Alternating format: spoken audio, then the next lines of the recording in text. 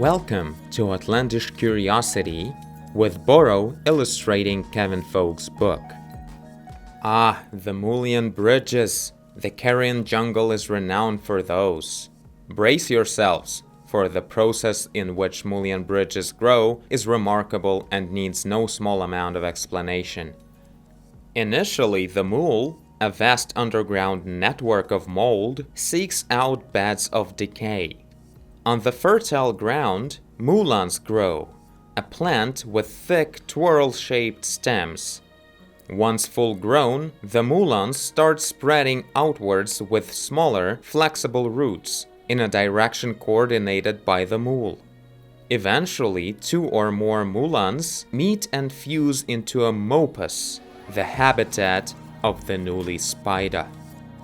Hi guys, my name is Dante, and welcome back to Outlandish Curiosity. Today we have 3 spreads, 6 pages to start illustrating. The first one is this one. I already went through it, starting with these vague colors that I had after I just quickly marked in all of the pages of the book. This is what we did with Kevin initially. And today I decided to go about the story much more like I mean it, making colors a lot more present, higher contrast, looking at the reference of what the forest would look like, what the ground of the forest would look like, and adding this orange carpet of dead leaves and branches all over the place, adding some colorful flowers or plants here and there to make things much more interesting to look at, much better than if everything would be just green and orange and that's it. So yeah, then I added a lot more stronger shadows next to the mullion bridges that we're illustrating here. And yeah, added more tree trunks way in the back to, first of all, a bit lower the contrast behind the pages, so everything in the very far distance over there wouldn't be too high of a contrast. Initially, I decided to go with everything being really white behind the text at the top, but then it would be dark at the bottom. Kinda weird, and that's not how forest works, so I decided to go with generally darker background, so we would go with white text on top of a darker background. Obviously, much more work needed to make the contrast work better for readability, so I'll make sure we'll have a good low contrast behind the text everywhere. But for now, this is what we have on this page, and this looks like a very interesting page if we really zoom out a lot. This looks like a lot of fun. To me at least. I can see the potential of this being really cool. So I'm gonna probably keep it like this for now. We have this abstraction level working pretty well. Now I'm gonna switch to the next 2 pages where we continue the whole process of the mullion bridge being created with the help of Newly Spider. I think that's the name. So he's creating the actual bridge between like the pair of these 2 mullion swirls that connected to each other. So he's creating some base with this cobweb of his and then connecting 2 pairs into one bridge. And finally, in the 3rd page, this moldy place where the bridge is located creates like a lot of gooey thing, and Spider is laying eggs in that area on his web. As you can see, like it's harder to see it in color. It's even harder to see it like this, but yeah, there's white cobweb all over this bridge. And then it breaks through, and that's the way things are supposed to go. The reproduction of this newly spider using the mullion bridge. We need to make these 2 pairs of pages to look like this pair of pages. So let's do that.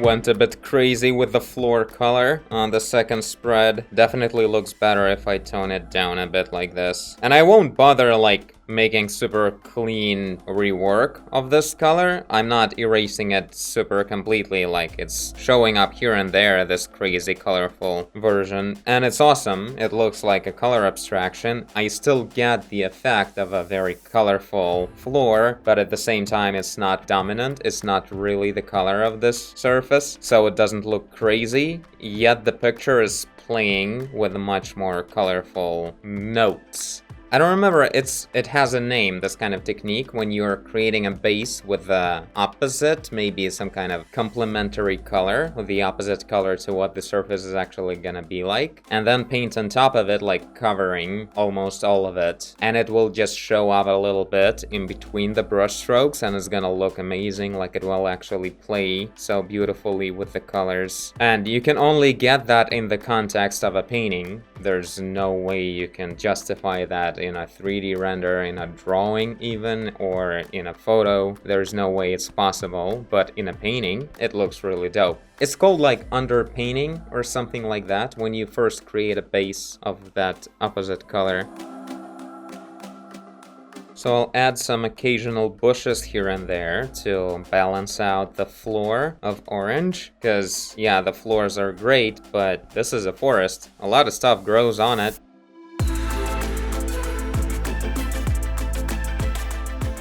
One thing I want to change in the first spread now is change the area right underneath the mullion bridges to actually be the color of this orange floor. And I, for some reason, went ahead and added just dark green there, which doesn't make much sense. It makes them blend too much. You can't tell apart the rest of the forest and the bridge itself, like it will be harder to see it. Obviously, we still don't have any details here, but even on this level, you already need to have a more or less clean picture to have good silhouettes of what's important and so on and so forth. So yeah, make sure you're strategic enough to have everything actually looking like what it's supposed to look like, even at the very beginning, when it's just a few strokes.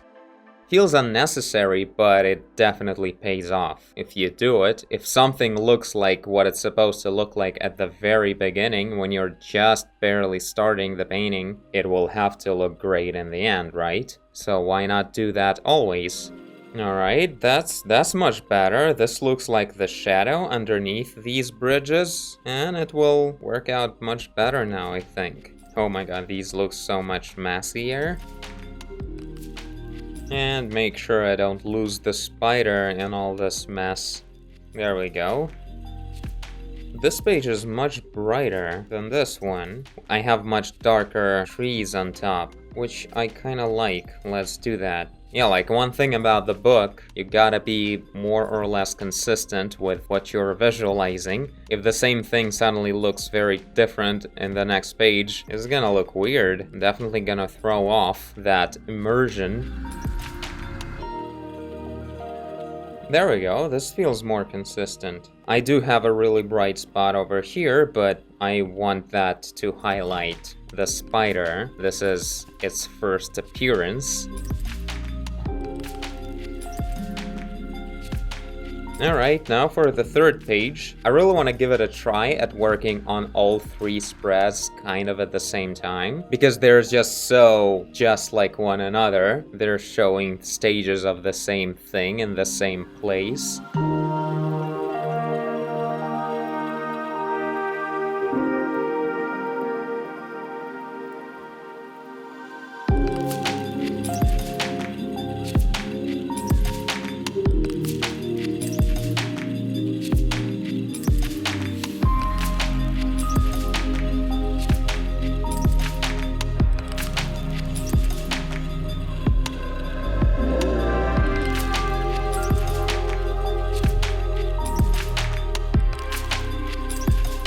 A little frog jumping around from the previous page we did. Gotta mark it in, not to forget.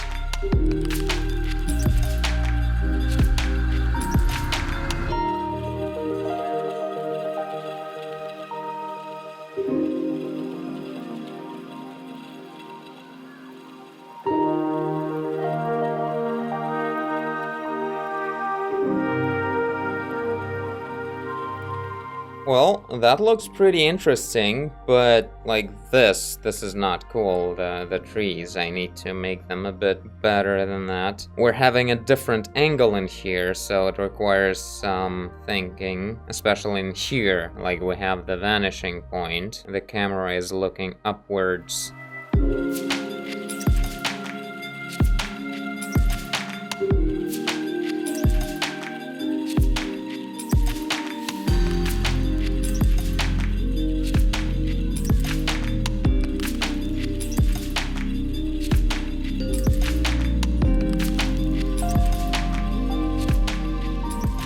Alright, pretty cool looking. The last page looks a bit different, like overall. The picture is not exactly like this one, but that's because we have a very different thing going on. We have a close-up shot on the whole mold on the spider web, so it's a different situation, and on this shot we're looking at the top, like we're looking upwards. But overall, again, looking like a lot of fun. We have good contrast and good interesting spread of colors, and overall I can see how we're looking at what we're supposed to be looking at. Of course, if you would show this to a person who doesn't know what we're working on, this wouldn't make much sense. But maybe even a final picture without the text on the page would be quite weird, so I guess it's fine.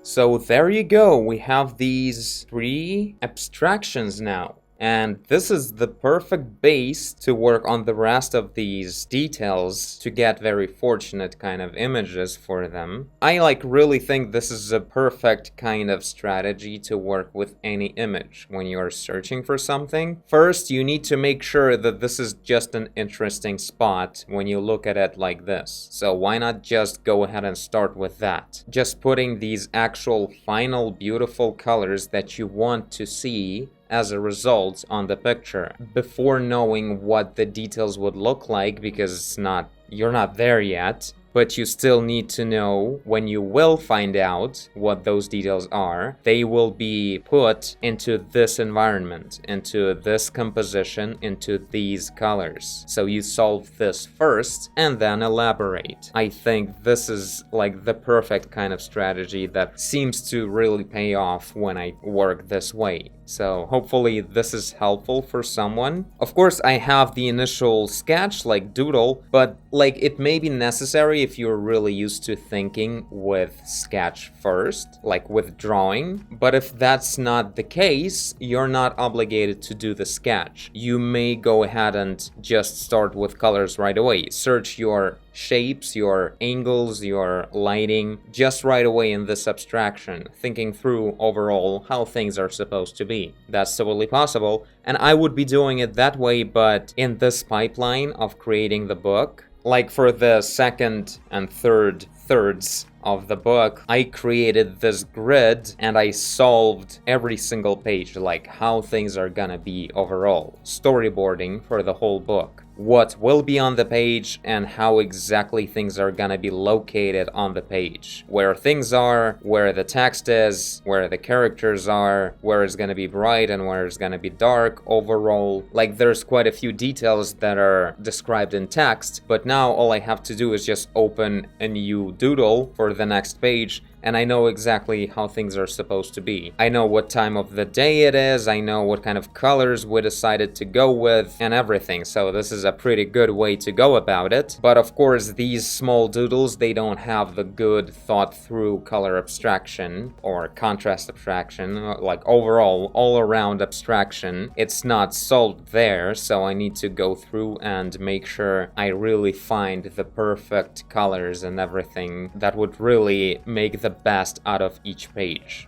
So yeah, this is it for today, and I thank you for watching if you did. I guess you did if you're here. Leave a like and subscribe, tell a friend. Abstract as a verb. Do whatever you want. And I will see you in the next one.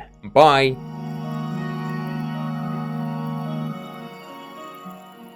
Boy, I hope I'll pull it off. Like going with 3 pages right away at the same time. This is a lot of surface to cover with small strokes. Even on that level, it's just a lot of work. But I'm a true believer in this new strategy, so I think it's gonna work out pretty well.